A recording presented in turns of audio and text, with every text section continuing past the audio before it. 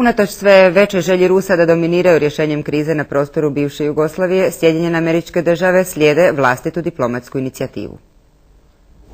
Muslims and Croats are still fighting around the Bosnian city of Mostar, so it's hard to imagine settling the Bosnia war by creating a Croat-Muslim confederation. But in meetings with Croat President Tudjman in Zagreb and with Bosnia's Prime Minister Silajic in Washington, a confederation is just what the U.S. is pushing.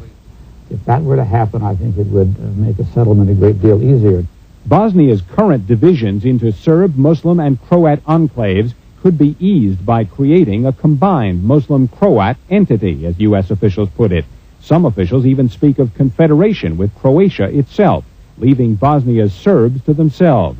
The president has put great emphasis now on seeing if we can turn this momentum into a more lasting, long-term political solution in Bosnia. I think stimulated the parties to think in new ways. And now we're going to see if we can turn that into something that will turn us toward a negotiated solution. For Bosnian Muslims, confederation with Croatia holds the prospect of greater strength in numbers. Although the Serbs now control more than 70% of Bosnia's land, creating a Muslim-Croat confederation could make the Serbs a minority. For the United States, a Muslim-Croatian confederation could lighten the demand for American troops to enforce a settlement. If there was a mixed Croatian-Muslim entity, I think logically that would take fewer troops to implement the settlement than would a tripartite operation. Joining Bosnia's Croats and Muslims could help solve some of the problems which have blocked the settlement up to now. To make Bosnia an economically viable nation, the Muslims need access to the Adriatic Sea through Croatian-held territory. Croats, surrounded by Muslims in Mostar and elsewhere, need land links to Croatia. Confederation could ease those kinds of problems in a settlement. But linking the Muslims and Croats leaves out Bosnia's powerful Serbs. Will the Serbs go along and allow themselves to become a minority? Would a Croat-Muslim confederation effectively give the Serbs their own state? For that matter, would Bosnia's Muslims survive, politically wedged between dominant Serbs and Croats? Some observers see the idea of a Muslim-Croat confederation as so complicated as to be unworkable, and a strong indication that the U.S. and others are merely grasping at straws to find some kind of solution to the Bosnia war. Ralph Begletter, CNN, Washington. Je li uistinu taj sporazum toliko neostvariv? O tome kalkuliraju danas mnogi. Is the idea of a Croat-Muslim confederation grasping at straws? It's going to be a major uphill struggle. There's a lot of unresolved problems between the two sides, and a lot of blood has flown in the past year since the initial coalition against the Serbs collapsed. Two questions I think are going to be critical here. One, are we talking about a confederation within Bosnia itself between the Croats and the Muslims, or are we talking about a confederation, an interstate confederation between Croatia and Muslim Bosnia? I think both present major problems. The first, I would say, is several questions concerning the status of Mostar, whether this is going to be a Croatian city, or is it going to be a Muslim city, or is it going to be jointly administered? And secondly, I would say generally the division of powers, the division of responsibilities in any kind of confederation. The term has been used very loosely. I'm not exactly clear what both sides mean by it. Well, first of all, what would it mean in terms of Muslim access to sea routes and economic viability? Would it be a good thing from that point of view? Well, the Muslims basically, or the Bosnian government basically wants access to the Adriatic, which isn't really at the like a faucet to be turned on and off by the Croatian side. So they want steady, long-term access to Ploče, port on the Adriatic. It's not clear that the Croatians would be willing to do that, because this would effectively cut their Dalmatian coastline in two. Secondly is access to the Sava River in the north and eventually to the Danube.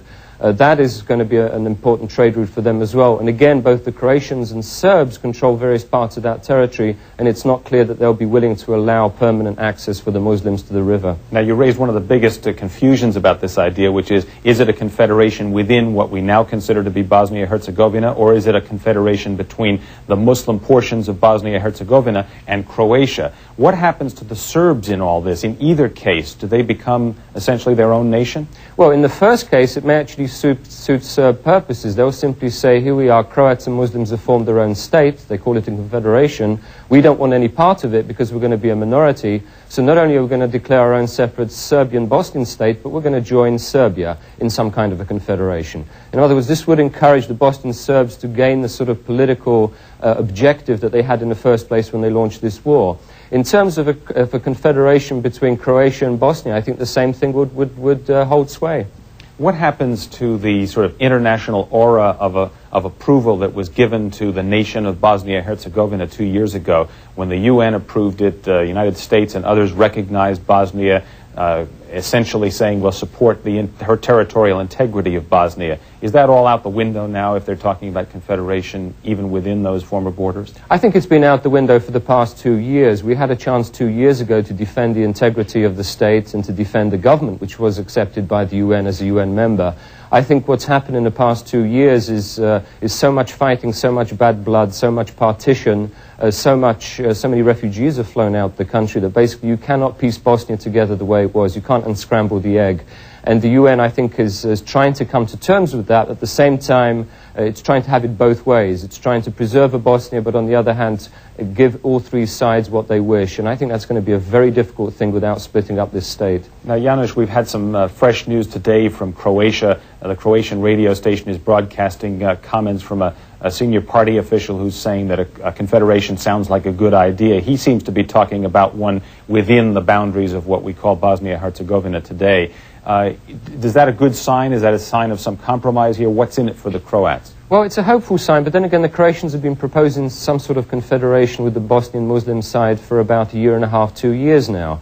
The trouble is that at the local level, the talks collapsed and there's been a war going on, really, between locals, Croats and Muslims. Now, to put that together again and to enable both sides to be satisfied with the territories they gain within this confederation, because presumably even within the confederation, they will have their own mini-states or quasi-states, that's going to be extremely difficult in central Bosnia, in Mostar and elsewhere.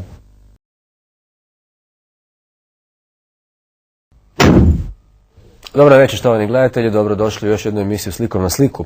Za otprilike 30 minuta u Washingtonu se očekuje potpisivanje preliminarnog sporazuma između muslimana i Hrvata i mi ćemo se putem CNN-a uključiti uživo u to potpisivanje. U međuvremenu poslušajmo što o tom događaju javlja Jozo Ćurić. Za emisiju Slikom na sliku iz Vašingtona Jozo Ćurić. Postignut je hrvatsko-muslimanski sporazum. Nakon brojnih konzultacija, poglavito sa Zagrebom i Sarajevom, dva izaslanstva su postigla sporazum i potpisat će privremeni skup dokumenata 40 minuta poslije ponoći po srednjoeuropskom vremenu. Uz bitne konzultacije s predsjednikom Tuđmanom u Zagrebu, Vašingtonska večer postaće u sjećanju mnogima.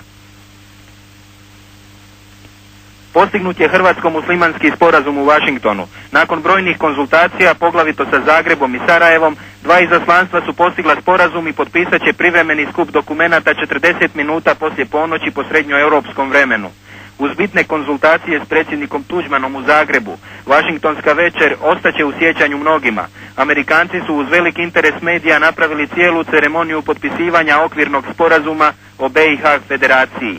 Biće nazočan američki državni tajnik Christopher. On će čestitati ministru Graniću, premijeru Silajđiću i predsjedniku Zbogu iz Hrvatske Republike Bosne 15 minuta prije 1 sat po srednjoeuropskom vremenu.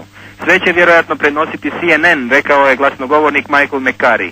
Svaki od 3 potpisnika imat će završnu riječ. U tijeku su pripreme ceremonije potpisivanja sporazuma.